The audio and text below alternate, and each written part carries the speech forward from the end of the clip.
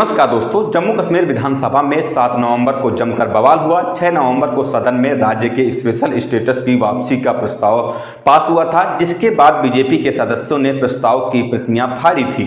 7 नवंबर को मामला इससे बढ़कर धक्का मुक्की तक पहुंच गया। जैसे ही सदन की कार्यवाही शुरू हुई, पक्ष विपक्ष के विधायक आमने सामने आ गए। स्थिति को बिगड़ता देख सदन की कार्यवाही को स्थगित कर दिया गया। सदन की कार्यवाही शुरू होते ही लोकसभा सांसद इंजीनियर राशिद के भाई खुर्शीद अहमद शेख ने सदन में आर्टिकल 370 यानी कि अनुच्छेद 370 का बैनर दिखाया, जिसका बीजेपी नेता और नेता प्रतिपक्ष सुनील शर्मा ने विरोध किया।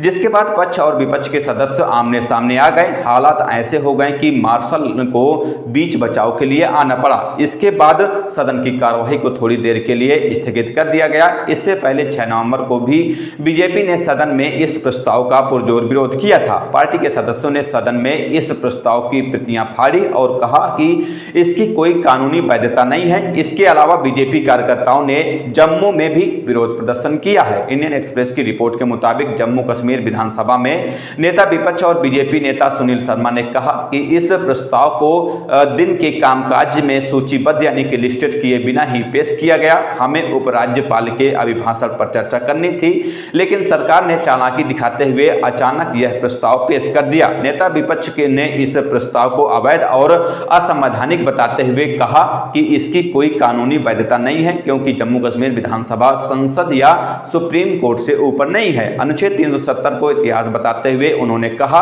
कि अब तक कोई भी इस इतिहास को बदल नहीं सका। सुनील शर्मा ने विधानसभा अध्यक्ष अब्दुल रहीम राथर को राजनीतिक कार्यकर्ता बताते हुए उनकी भूमिका पर भी सवाल उठाए हैं। उन्होंने कहा कि विधानसभा अध्यक्ष प्रस्ताव का मसौदा तैयार करने में सरकार की चर्चा का हिस्सा थे। वहीं केंद्र शासित प्रदेश के मुख्यमंत्री उमर अब्दुल्ला को निशाने पर लेते हुए सुनील शर्मा ने कहा कि जम्मू कश्मीर के लोगों को गुमराह करने की उनकी आदत है। जो लोग अनुच्छेद 370 स्वायत्तता और जमात ए इस्लामी के नाम पर लोगों को बेवकूफ बनाने की राजनीति करते थे, वे 5 अगस्त 2019 के बाद से स्थापित शांति से परेशान हैं। नेशनल कॉन्फ्रेंस राज्य के दर्जे पर बातचीत शुरू करके गरीब लोगों को फिर से सड़क पर लाना चाहती है। सुनील शर्मा ने विधानसभा में प्रस्ताव का समर्थन करने के लिए कांग्रेस पर भी निशाना साधा है। उन्होंने कहा कि वे राहुल गांधी और कांग्रेस पार्टी से अनुच्छेद 370 को हटाने पर अपनी स्थिति स्पष्ट करने की मांग करते हैं, नहीं तो कांग्रेस को राष्ट्रीय स्तर पर इसका जवाब देना होगा।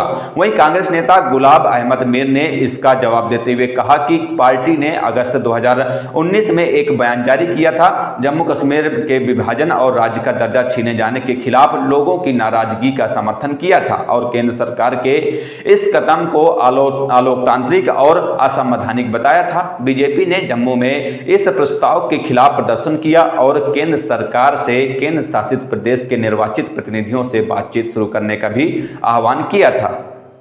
बहरहाल इस खबर पर इतना ही। मिलते हैं किसी नई खबर के साथ, तब तक के लिए बहुत बहुत धन्यवाद, शुक्रिया।